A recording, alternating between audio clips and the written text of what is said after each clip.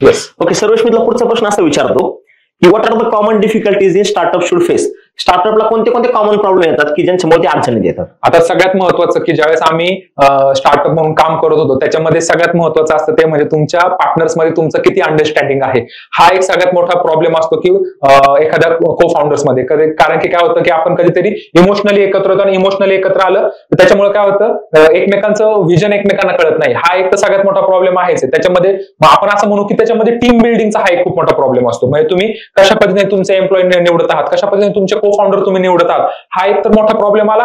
दुसरा मोठा प्रॉब्लेम येतो की बाबा स्टार्टअप रजिस्टर झाल्याच्या नंतर आपण टॅक्स कसे भरावेत, आपण फायनान्शियल डॉक्युमेंटेशन कसं व्यवस्थित ठेवावं, किंवा आपण सीएस बरोबर कशा पद्धतीने संबंध ठेवून त्याच्यावरून आपलं काम करून घ्यावं, हे बऱ्याचपैकी स्टार्टअपला कळत नाही. कारण की ते काय करतात, सीएला आम्ही अपॉइंट केलेला आहे, आम्ही आमची कंपनी रजिस्ट्रेशन करून दिलेली आहे, तर मध्ये पूर्णपणे त्याच्यावरतीच अवलंबून राहतो. तर असं न करता आपण देखील त्या गोष्टींमध्ये सामावून काम केलं पाहिजे. आपल्याला देखील माहिती पाहिजे की आरओसी काय आहे, आपण कधी कधी डॉक्युमेंटेशन केलं पाहिजे, आपली DIN आपण कधी व्हेरीफाय केली पाहिजे, आपण कधी तिला रिन्यू केली पाहिजे. ह्या सगळ्या गोष्टी ज्या आहेत त्या स्टार्टअपने लक्षात घेतल्या पाहिजेत. अजून एक गोष्ट मला अशी वाटते की स्टार्टअपला सगळ्यात महत्त्वाचा प्रॉब्लेम येतो तो म्हणजे मार्केटिंग.